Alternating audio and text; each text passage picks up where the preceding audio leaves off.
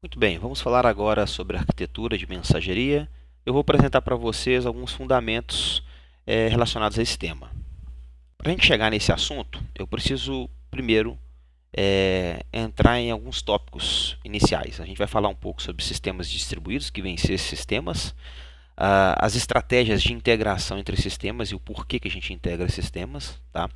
Assim como também falar sobre os desafios nesse processo de integração.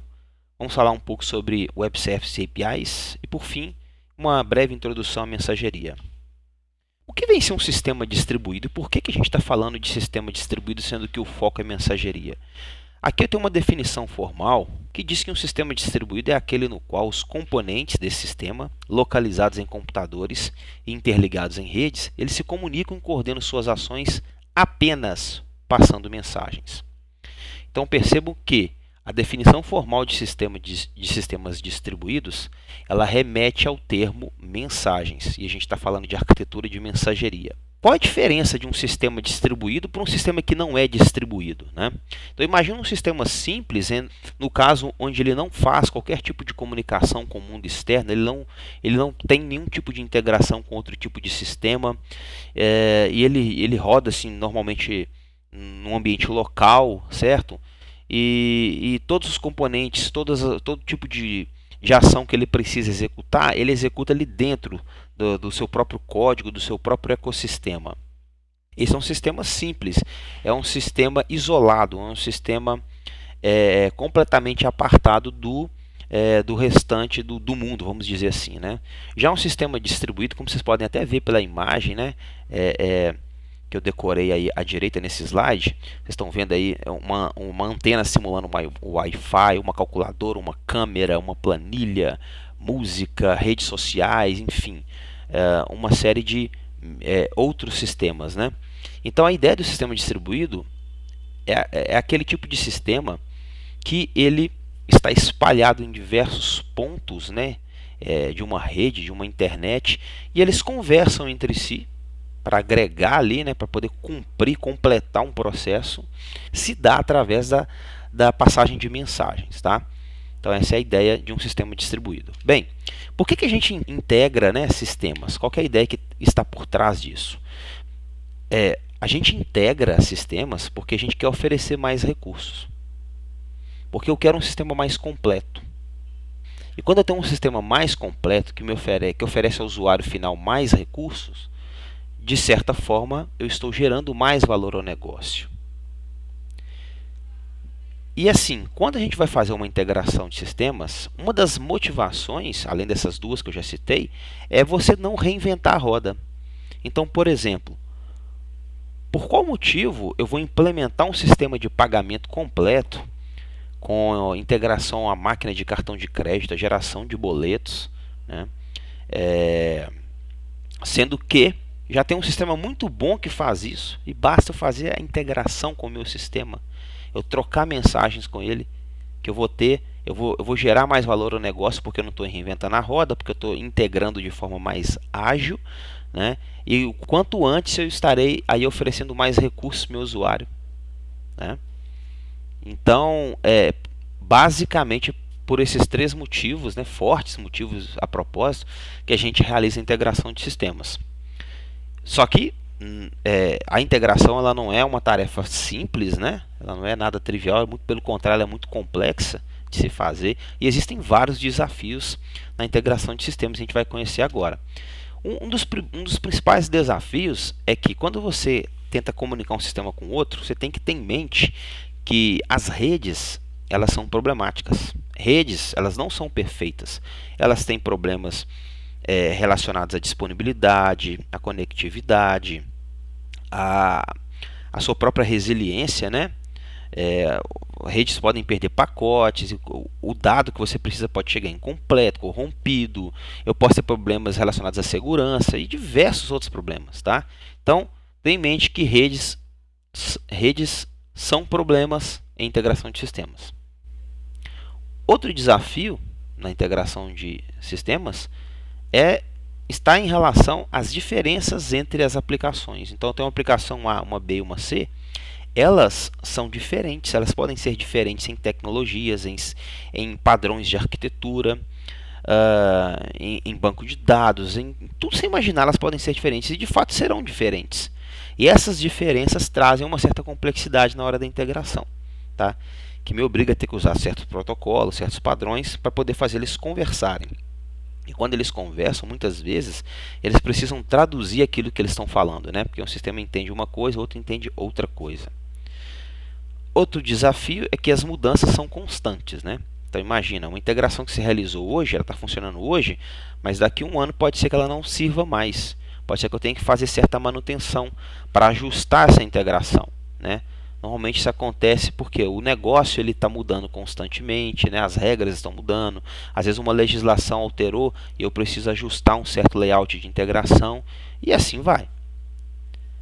E não por fim, mas um dos principais motivos também, um dos principais desafios, né, da integração de sistemas é que as soluções elas podem ser complexas. E normalmente são, né? Quando a gente fala de sistemas de informação, a gente nunca está falando de algo trivial, estamos falando sempre de algo que é complexo. E essa complexidade, né, inerente aos sistemas, elas trazem certa dificuldade na integração. Existem então algumas estratégias, né, que a gente utiliza para realizar essas integrações. Talvez a principal delas, a mais antiga, ainda utilizada, né, nos dias de hoje, é a famosa troca de arquivos, né?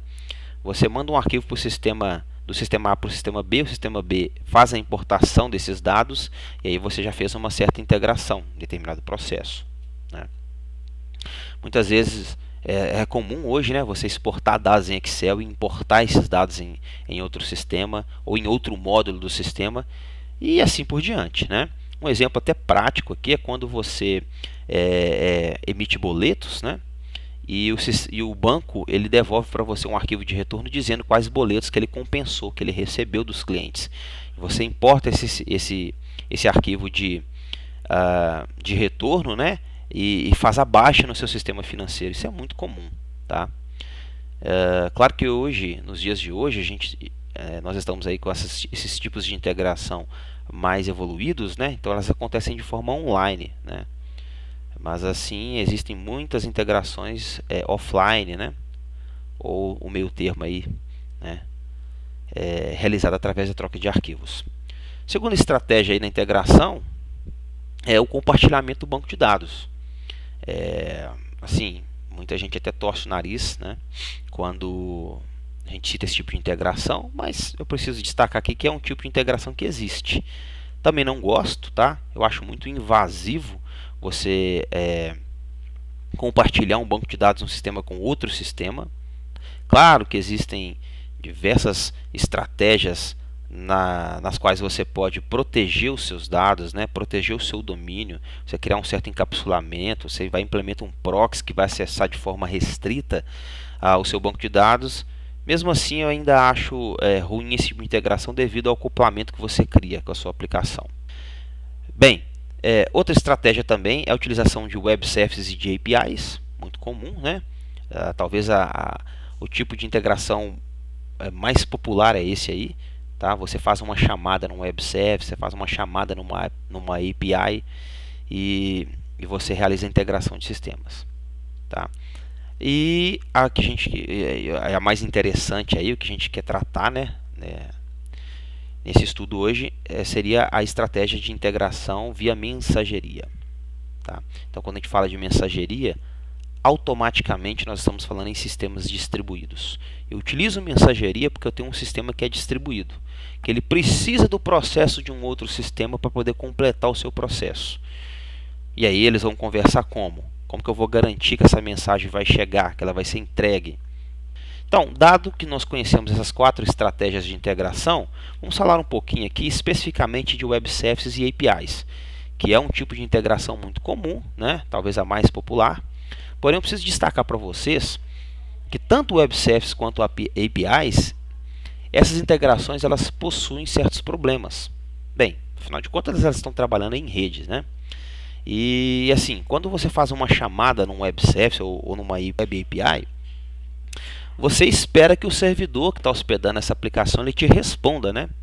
Você espera que ele te responda, você espera que ele te responda em tempo hábil, de modo que você consiga completar o seu processo no tempo, né? E acontece de essa aplicação que você está chamando, esse web service, essa API, ela está indisponível por algum motivo. O servidor caiu, o sistema está passando por um processo de deploy, ou então está no momento de pico e o servidor realmente não consegue te responder. Então você acaba se deparando com alguns problemas. Muitas vezes também a gente faz uma chamada síncrona, né, para esse serviço, que ela tem que ser síncrona dependendo do processo, e você está ali aguardando uma resposta e você não tem a resposta, e seu processo não completou. O que você vai fazer? Você vai falar para o usuário assim: volta depois que eu não estou conseguindo completar o seu processo, né? Então, para alguns casos, para alguns tipos de sistema, alguns processos de negócio, a gente acaba saindo desse tipo de estratégia. Ah, mas eu posso utilizar uma comunicação assíncrona. Sim, você pode usar uma comunicação assíncrona, de modo que você faz uma requisição, libera a tela do usuário e aguarda uma resposta. Aí eu pergunto: e se essa resposta não chegar? Se ela se perder? Lembra que existem problemas de redes? Existe um problema da aplicação estar indisponível, não conseguir responder por N motivos? Então, para alguns casos, APIs, web services não são interessantes. E aí a gente cai na ideia de utilizar a mensageria. O que vem ser, né? Como que funciona essa arquitetura de mensageria? Basicamente, você considera que existe alguém produzindo uma mensagem, existe uma parte que vai produzir, que vai criar essa mensagem. Essa mesma parte vai se encarregar de enviar essa mensagem para um canal. Esse canal, até apresento para vocês, é a sigla MON, né, que vem do Message Oriented Middleware. Esse middleware é um interceptador de mensagens num sistema de mensageria. Qual é a função dele? Receber essa mensagem de um produtor, reter essa mensagem e entregar essa mensagem para quem está interessado em escutá-la. Então, nós temos o produtor, temos esse middleware, que é o interceptador da mensagem, e temos um consumidor da mensagem. Esse consumidor ele vai ler a mensagem do canal, tá? E ele vai processar essa mensagem de modo a consumir ela e completar o seu processo. Vamos dar um exemplo prático disso aqui? Imagina, e isso é comum, vocês vão começar a observar a partir de agora, quando você faz uma compra em um e-commerce qualquer. Imagina um e-commerce que você tem costume de fazer compras e você está no processo de pagamento. Quando você está no processo de pagamento e o sistema te pede os dados de cartão e todos aqueles dados pessoais ali iniciais, e você clica em confirmar, o que acontece com o sistema? Ele dá uma mensagem para você assim: olha, vou processar o seu pagamento e te mando um e-mail para te confirmar se tudo deu certo. E aí o que você faz? Aí o que o sistema faz? Ele libera você para seguir para uma outra página, para continuar comprando ou continuar vendo os outros produtos. Ele não fica travado ali te esperando. Ele não trava a sua tela te obrigando a esperar se deu certo ou não, mesmo porque esse processo de pagamento ele pode levar um tempo, né? A operadora de cartão ela tem que confirmar se você tem saldo suficiente, tem que confirmar se aquele cartão está liberado para uma compra virtual, tem que checar também se o seu banco ele vai liberar aquela transação, uma série de verificações, né? E isso aí pode dar erro, né? O processamento de pagamento lá da maquininha pode travar, pode demorar demais. Então, o que acontece? O que esse sistema de e-commerce faz? Ele usa mensageria, tá? Ele posta uma mensagem na fila com a sua para faturar a sua venda, a sua compra, né? E aí um sistema interessado, de repente um módulo de faturamento desse sistema, né, desse e-commerce, ele vai ler essa mensagem e falar assim: opa, chegou aqui uma mensagem que eu tenho que faturar para esse cartão de crédito aqui, esse valor aqui. O que ele faz? Ele fica tentando. Ele vai lá, faz uma requisição e tenta. Se ele conseguir, ótimo, ele vai dar um retorno. Se ele não conseguir, ele tenta mais uma vez e vai tentando. Enquanto ele não conseguir, essa mensagem vai ficar retida na fila. Tem alguns detalhes aí sobre isso, sobre retenção da mensagem, se ela fica ou se ela vai para uma dead letter, ou o que acontece, tá? Mas não é assunto para o momento. No geral é isso. O consumidor ele fica tentando. E uma vez que ele conseguiu, ele tira essa mensagem da fila e vai processar a próxima mensagem que está na fila, né? E a ideia da fila é o FIFO, né? O First In, First Out. O primeiro que entra é o primeiro que sai. E então, beleza, ele conseguiu processar esse pagamento. O que ele faz? Que esse sistema, que esse consumidor vai fazer para completar a sua integração? Ele manda uma notificação para algum outro sistema ou para o módulo de venda desse sistema e fala: agora manda um e-mail para o usuário falando que eu já recebi e que a compra dele vai entrar em os produtos deles vão começar a ser separados pela expedição e a gente vai enviar logo breve. Então é assim que funciona a mensageria. Percebam que nesse momento, olha o que eu ganhei. Eu garanti a entrega da mensagem, né, para um receptador, dizendo para ele: você tem que faturar essa compra aqui para mim, essa venda. Garanti essa entrega. Não travei a tela do usuário, não deixei o usuário aborrecido esperando. Tampouco dei uma mensagem para ele dizendo: volta depois que eu não consegui processar o seu pedido, né? Então, assim, funcionou perfeitamente. Então, essa é a ideia da mensageria. Eu proporcionar essa resiliência para um sistema distribuído, tá? Bem, pessoal, a ideia basicamente era uma introdução, fundamentos, vocês entenderem, tá, os problemas relacionados a sistemas distribuídos, aos tipos de integração e começar a entender um pouco sobre como funciona essa arquitetura de mensageria. Mais adiante a gente vai ver algumas coisas na prática, como que isso funciona. Muito obrigado.